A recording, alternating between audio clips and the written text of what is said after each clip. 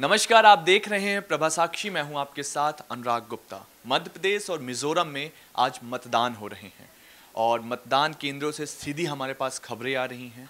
सबसे बड़ी खबर अभी ये आई है कि मतदान केंद्रों पे जो चुनाव अधिकारी थे उनमें से 4 चुनाव अधिकारियों की हार्ट अटैक की वजह से मौत हो गई, जिसके बाद चुनाव आयोग ने उन्हें मुआवजे का ऐलान कर दिया है।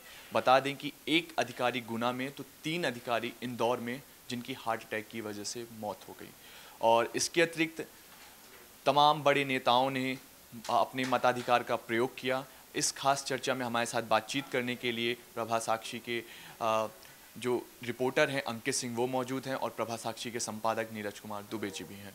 अंकित, मध्य प्रदेश 230 सीटें, सभी नेता अपनी अपनी पार्टियों के जीत के दावे कर रहे हैं। सुबह से मैंने तमाम खबरें की, चाहे वो कैलाश विजयवर्गीय के बेटे हों आकाश विजयवर्गीय या फिर दिग्विजय सिंह के बेटे जयवर्धन सिंह हों, सब यही बोल रहे हैं कि अब की बार हमारी सरकार, हमारी यानी बीजेपी की सरकार, कांग्रेस की सरकार, तमाम पार्टियां जितने में हैं। क्या लगता है आपको? 2013 में 58 सीटों के साथ कांग्रेस थी, इस बार वो प्रचंड बहुमत की बात कर रही है। वहीं जो 2013 में जिसके पास प्रचंड बहुमत थी बीजेपी, उसकी स्थिति थोड़ा कमज़ोर दिख रही है, मगर वो बोल रहे हैं कि 230 में से 200 सीटें हम लेकर आएंगे। देखिए अनुराग, सबसे बड़ी बात है कि तमाम पार्टियां दावा करती है जो भी रण में उतरती है कि हमारी तो जीत पक्की है, लेकिन हम सबको पता है लोकतांत्रिक व्यवस्था में हमेशा जीत जनता जनार्दन के द्वारा ही तय की जाती है और जनता का जो मताधिकार होता है उसका प्रयोग करके वो एक पार्टी को चुनती है और सत्ता सौंपती है। मुझे लगता है कि मध्य प्रदेश में जो भाजपा और कांग्रेस के बीच में द्विपक्षीय मुकाबला है, क्योंकि वहाँ पर कोई तीसरी पार्टी नहीं है, तो इन दोनों के बीच में फेस टू फेस मुकाबला है। और ये इस बार का जो मुकाबला है वो मुझे लगता है व्यक्तिगत तौर पे कि ये 55 और 45 का मुकाबला है। इसमें अब ये देखना है, क्योंकि जो आंतरिक चीज़ें हैं खास करके संगठन के स्तर पर देखा जाए तो बीजेपी अगर जीतती है तो इस जीत में उसके संगठन का बहुत बड़ा रोल होगा। अगर कांग्रेस हारती है तो जाहिर सी बात है बीजेपी जैसी मजबूत संगठन नहीं होने का कांग्रेस को पछतावा करना होगा। आपने बीजेपी की जीत की बात की। आज सुबह मैं देख रहा था, वोटिंग शुरू हुई 8 बजे। उससे पहले शिवराज सिंह चौहान 3 बार से मुख्यमंत्री रहे मध्य प्रदेश के, वो गए माँ नर्मदा की पहले पूजा अर्चना की, उनसे आशीर्वाद लिया। इस दौरान उनकी पत्नी साधना और दोनों बेटे भी मौजूद थे। उसके बाद वो जाते हैं, अपने मताधिकार का प्रयोग करते हैं। वहीं हम कमलनाथ को देखते हैं तो हनुमान जी के दर्शन करने जाते हैं और फिर वो भी मताधिकार का प्रयोग करते हैं। और नेता कहते हैं कि इस बार तो हमारी जीत तय है। लेकिन एक खबर आती है और दिग्विजय सिंह जो पूर्व मुख्यमंत्री थे मध्य प्रदेश के, उन्होंने सीधे तौर पर ये कह दिया कि जो कांग्रेस को जो जिताने वाले मतदान केंद्र हैं वहाँ की ईवीएम मशीन्स पूरी तरह से ख़राब हो चुकी हैं, ख़राब हो रही हैं।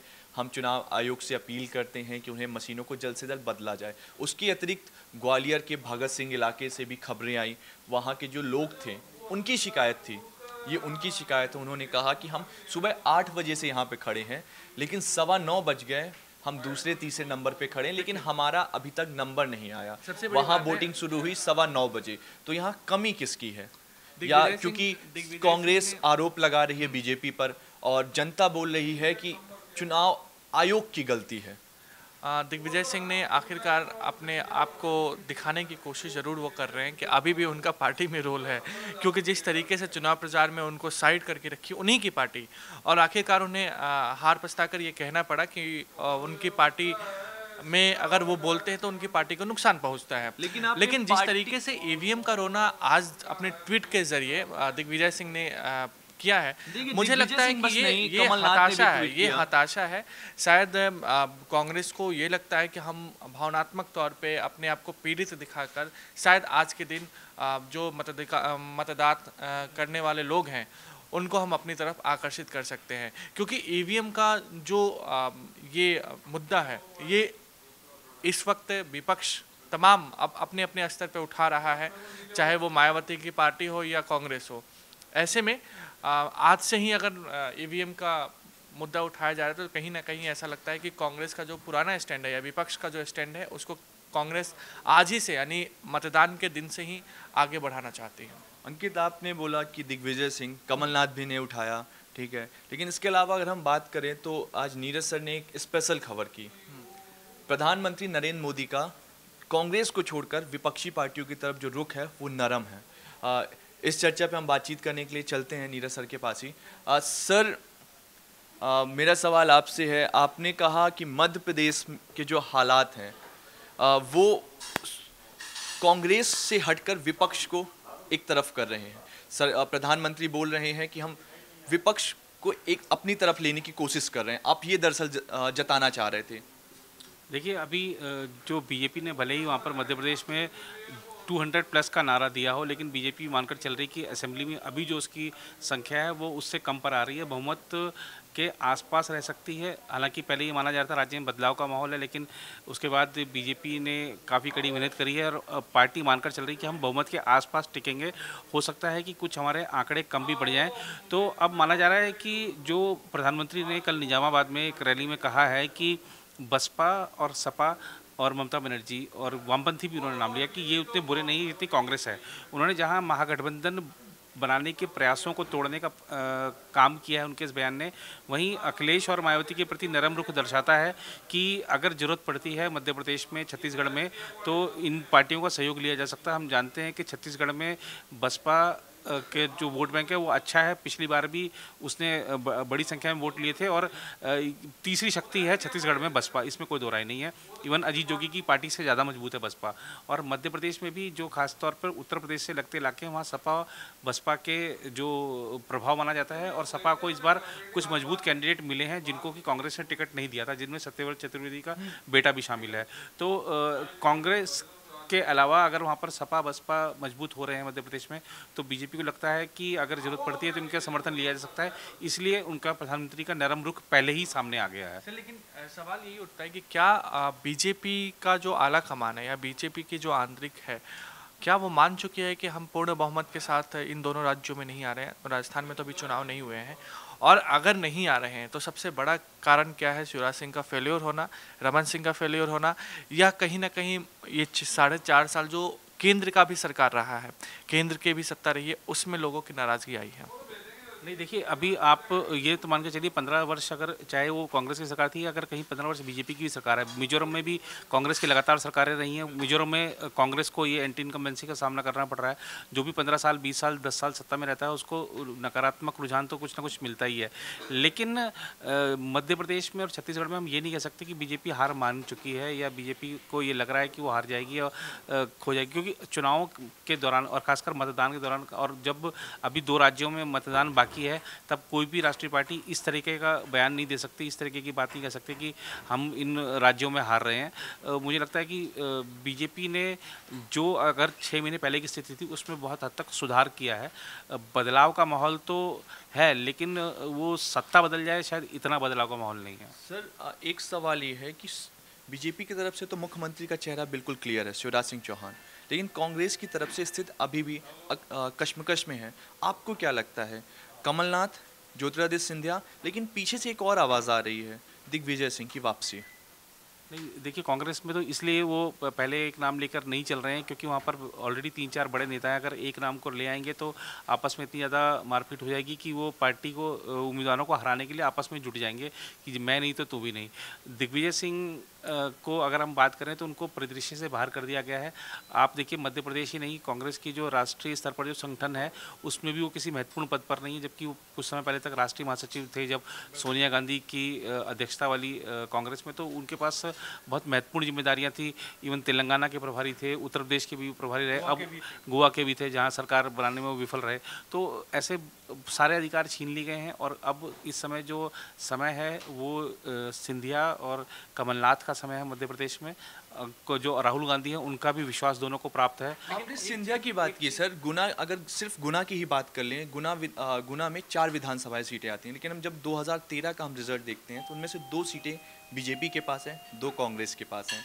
अपने ही एरिया को संभाल नहीं पा रहे हैं और मध्य प्रदेश की सत्ता की आप बात कर रहे हैं। नहीं, अभी लेकिन क्या है कि वो वही तो बात है ना कि जो अगर वो आप आला कमान के प्रिय हैं, अगर मान लीजिए वो राहुल गांधी के प्रिय हैं, तो ये बात मायने ही नहीं रखती कि वो अपने संसदीय क्षेत्र की भले ही सभी विधानसभा क्षेत्र हार जाएं।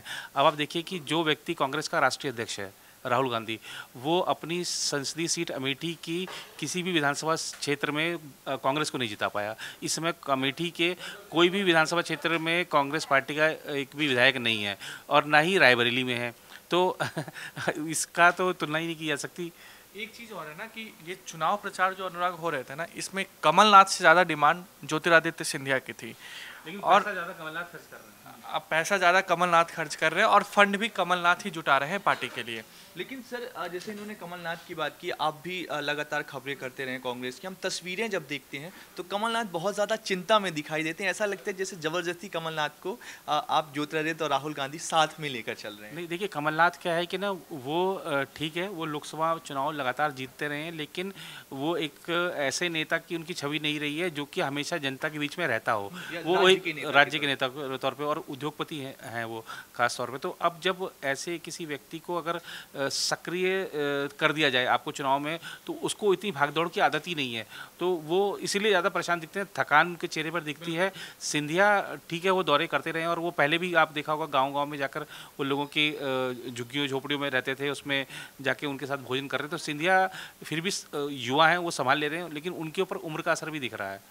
एक यही है, आप कमलनाथ और सिंधिया को आगे करने से सबसे बड़ा नुकसान जो कांग्रेस को हो सकता था, शायद यही कारण है कि कांग्रेस ने उनको आगे नहीं किया। जैसे आप देखिए, आप मोदी हमेशा हर रैली में वो लगातार ये कहते रहे कि ना राजा की ना महाराज की, मध्य प्रदेश में सत्ता आएगी तो किसान पुत्र शिवराज की आएगी। ये जो नारा है ना, आज भी मैं देख रहा था जो बीजेपी के तमाम ट्विटर हैंडल है उस पर यही नारा चल रहा था। वहाँ पर जो पेपर्स में, तमाम अखबारों में ऐड जो निकले हैं पहले पन्ने पर, उसमें भी यही नारा लिखा हुआ है। ऐसे में ये जो दो फैक्टर है ना, क्योंकि कॉरपोरेट से बिलोंग करते हैं कमलनाथ, राजघराने से बिलोंग करते हैं ये सिंधिया, इसमें कहीं ना कहीं कांग्रेस को अगर इनको आगे करना पड़े तो शायद कांग्रेस अपने पैरों पे खुद ही कुल्हाड़ी मार लेती। लेकिन सर यहाँ पे एक फैक्टर और है, वो है टिकट बंटवारे को लेकर। जब टिकट बंटवारे की बात आई तो वंशवाद दिखाई दिया।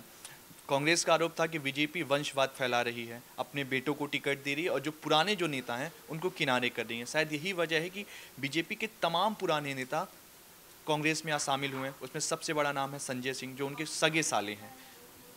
देखिए, जो टिकट बंटवारा है वो तो जाहिर सी बात है। आप देखिए कि जो 230 सदस्यीय विधानसभा मध्य प्रदेश की, वहाँ पर अगर हम कुल निर्दलीयों को मिला लें तो लगभग 2907 या 2908 कैंडिडेट टोटल मैदान में हैं।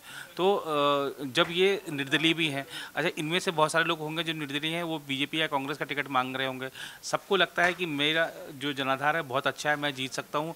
और ये तो ठीक है, ये अगर हम देखें दल बदल का जो खेल है वो चुनाव मौसम में चलता ही है। वो इधर से उधर लोग आते जाते हैं और इसमें जो सीमाएँ हैं वो सब टूट जाती हैं। अगर मैं राजस्थान की बात करूँ तो राजस्थान में तो कांग्रेस के ऐसे बड़े बड़े नेताओं के जो रिश्तेदार निर्दलीय मैदान में हैं, जो कि केंद्रीय मंत्री तक रह चुके हैं। तो ये चीज़ें आप देखिए अनुराग, जो भी है बीजेपी मध्य प्रदेश को लेकर खास करके इस बार चुनावी मौसम में इनका एक ही था कि इस बार मध्य प्रदेश का जो विकास होगा डबल इंजन पे होगा, यानी और मध्य प्रदेश के जो मतदाता को आकर्षित करने का काम हुआ वो डबल इंजन पे हुआ। यानी एक साइड मोदी और दूसरे साइड शिवराज सिंह चौहान। पहले ये कहा जाता है शिवराज सिंह चौहान, लेकिन कहीं ना कहीं जो सर ने एंटी इनकन्वेंसी की बात की, मुझे लगता है कि जो नतीजे आएंगे वो गुजरात चुनाव के जैसे ही आएंगे। शायद बीजेपी को 4-5 सीटों से बहुमत मिले, या हो सकता है किसी पार्टी को बहुमत ना मिले, लेकिन इतना तय है कि पहले की तुलना में मध्य प्रदेश में सीटें बीजेपी की कम होंगी, कांग्रेस की बढ़ेंगी, अन्य दलों की भी बढ़ेंगी। सर एक नाम और में एक चीज़ भी बोलनी चाहिए, हम उत्तर प्रदेश के जब मतदान हो गया था उत्तर प्रदेश में, कोई भी चुनाव सर्वेक्षण नहीं कह रहा था कि बीजेपी सत्ता में आ रही है। हंग असेंबली की कल्पना की गई थी और माना गया था कि बीजेपी को इसका समर्थन लेना पड़ सकता है, उसका समर्थन लेना पड़ सकता है। अखिलेश यादव ने तो मतदान परिणाम से पहले बोल दिया था कि हम बुआ जी का समर्थन लेना पड़े तो ले लेंगे। तो जो बीजेपी का जो बूथ मैनेजमेंट है ना, उसको हमें नहीं भूलना चाहिए। वो बिल्कुल माइनर लेवल पर है, बिल्कुल सूक्ष्म स्तर पर उनका मैनेजमेंट होता है, पन्ना स्तर पर उनकी जो मैनेजमेंट है। तो इसलिए हमें अब ये देखना होगा कि आज पहले मतदान कितना प्रतिशत होता है, उसके बाद हम इस कुछ मतलब हम इस पर कुछ कहने की स्थिति में आ पाएंगे। और दो नाम और रह चुके हैं, एक नाम बीजेपी से नरेंद्र सिंह तोमर का और दूसरा नाम कांग्रेस से अर्जुन सिंह का, अर्जुन सिंह के बेटे अजय सिंह का। पूर्व मुख्यमंत्री रहे अर्जुन सिंह, केंद्रीय मंत्री भी रहे, उनके बेटे अजय सिंह का, इनको भी लेके बहुत ज़्यादा मतलब भावनाएं चुरहट विधानसभा में देखी जा सकती हैं। और ऐसा कह रहे हैं कि अगर कांग्रेस की वापसी हो रही है अगर इलाकों में, उसके आसपास के इलाकों में, तो वो सिर्फ अजय सिंह की वजह से हो रहे हैं। वहीं अगर जब हम बात करते हैं नरेंद्र सिंह तोमर की, तो ज्योतिरादित्य तो संभाल नहीं पा रहे हैं ग्वालियर को। वो गुना में भी उनकी एंटी इनकम्बेंसी देखी जा रही है, कांग्रेस का भी वहाँ हाल थोड़ा खचड़ा टाइप का है। तो ऐसे में क्या लगता है, नरेंद्र सिंह तोमर ज्योतिरादित्य को उन्हीं से इलाके से हटा देंगे? देखिए, जो नरेंद्र सिंह तोमर, अगर आप खाली मेरे ख्याल से लगता है कि ग्वालियर चंबल अंचल की बात कर रहे हैं, तो मुझे लगता है कि शायद वहाँ पे उस अंचल में 32 से 35 के बीच में विधानसभा सीटें हैं। तो और जो लोकसभा सीटें हैं वो 3 हैं वहाँ पर, और इन तीनों की जो जिम्मेदारी नरेंद्र सिंह तोमर के पास है, और वो चुनाव प्रभारी भी हैं, और वो पूरी कोशिश करेंगे कि ज़्यादा से ज़्यादा सीटों की संख्या उनके अंचल से आए, क्योंकि नरेंद्र सिंह तोमर भी सीएम कैंडिडेट भले ही नहीं है, लेकिन वो दावेदार जरूर हैं। और हम, जैसा कि हमने अभी चर्चा में चीज़ निकल कर आए थे कि जो समाजवादी पार्टी और जो बसपा का जो प्रभाव है वो उत्तर प्रदेश से लगते इलाकों में है, तो अगर वहाँ से सपा बसपा का कोई विधायक जीतता है, और ऐसी उम्मीद बनती है कि बीजेपी को समर्थन लेना पड़े, जैसा हमने गोवा में देखा था कि जो निर्दलीय थे उन्होंने कह दिया कि ठीक है, आप पर्रिकर को बनाएंगे तब हम आपको समर्थन देंगे, तो ऐसी कोई स्थिति की कल्पना नरेंद्र सिंह तोमर भी कर रहे होंगे। मिजोरम की भी बात करनी चाहिए। मिजोरम में जिस तरीके से इस वक्त चुनाव हो रहे हैं, जाहिर सी बात है कांग्रेस वहाँ पर वापसी की उम्मीद लगाई बैठी होगी, लेकिन वहाँ की जो स्थिति है बीजेपी के लिए खासकर अगर हम बात करें तो 2 नेताओं के हाथ में है, एक राम माधव हैं, दूसरे हेमंत बिश्व शर्मा हैं। क्या मिजोरम में बीजेपी उसी तरीके का कमाल कर पाएगी जैसा उसने त्रिपुरा में किया, असम में किया, या बाकी अन्य पूर्वोत्तर के राज्यों में किया? मिजोरम की बात करें या जो अन्य भी अगर पूर्वोत्तर राज्य हैं, आप देखिए कि ना हर महीने किसी न किसी केंद्रीय मंत्री का कार्यक्रम वहाँ पर होता है। केंद्रीय मंत्री जाते हैं, वहाँ की जो विकास परियोजनाएं हैं उनमें क्या प्रगति हुई है इसकी समीक्षा करते हैं। लगातार ये कार्यक्रम चल रहा है। मिजोरम को ये दिख रहा है कि जो पूर्वोत्तर के अन्य राज्य हैं वो इस समय केंद्र की सरकार के साथ हैं, मतलब चाहे वो बीजेपी की नेतृत्व वाली सरकार हो या किसी अन्य पार्टी के नेतृत्व वाली सरकार हो, बीजेपी समर्थित सरकार हो, तो वो बीजेपी भी उम्मीद कर रही है। राम माधव को पूरी तरह से लगा रखा, और जैसा आपने हेमंत बिश्व शर्मा का लगाया, वो पूर्वोत्तर के अमित शाह माने जाते हैं, चाणक्य माने जाते हैं कि वो किस तरीके से बीजेपी की सरकार, भले ही 2 आपके पास विधायक हो लेकिन बनवा देनी है, तो वो अपने एक मिशन में लगे हुए हैं। और आपने देखा होगा इससे पहले मणिपुर में भी जो हुआ था, मणिपुर में भी बीजेपी कांग्रेस में ज़्यादा कोई अंतर नहीं था, लेकिन बीजेपी की सरकार बन गई।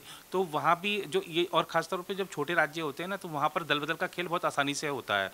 तो देखना होगा कि क्या आंकड़े आते हैं कांग्रेस के। कांग्रेस भी हालांकि क्योंकि वहाँ पर लगातार सत्ता में है, तो इसलिए जो एंटी इनकम्बेंसी है उसके सामने वो बड़ा फैक्टर है, लेकिन बीजेपी उम्मीद कर रही है कि मिजोरम भी छीन ले उससे, तो एक जो मोरल है वो कांग्रेस का वो डाउन होगा, और जो एक राष्ट्रीय स्तर पर महागठबंधन बनाने के प्रयास चल रहे हैं उसको कहीं ना कहीं धक्का पहुंचेगा। अनुराग, ये तो 2 राज्यों की चूँकि आज मतदान हो रहे हैं वहाँ पर, और ऐसा कह सकते हैं कि इन दोनों राज्यों में कहीं ना कहीं एक राज्य में बीजेपी को सत्ता बचानी है, दूसरे राज्य में सत्ता में आने के लिए और वहाँ पे उस राज्य में पहली बार कमल खिलाने के लिए संघर्ष करना है। 11 तारीख को इसके नतीजे आएंगे, और उससे पहले तमाम राज्यों के जो स्थिति है उसकी जानकारी हम लगातार आपको देते रहेंगे, और 11 तारीख को हर सीट की जानकारी हम पल पल आपको देते रहेंगे हमारे साइट www.prabhasakshi.com पर। बिल्कुल, अगर आप इस वीडियो को फेसबुक पर देख रहे हैं तो हमारे पेज को लाइक करिए, ट्विटर इंस्टाग्राम में आप हमें फॉलो कर सकते हैं। इसके अतिरिक्त यूट्यूब पर आप हमें ज़रूर से ज़रूर सब्सक्राइब करें और बेल आइकन दबाएं ताकि आपको हर लेटेस्ट खबर आप तक पहुंच जाए। मैं अनुराग गुप्ता, मेरे सहयोगी पत्रकार अंकित सिंह और प्रभा साक्षी के संपादक नीरज कुमार दुबे, कैमरा पर्सन वेद प्रकाश के साथ लेते हैं इजाज़त। नमस्कार।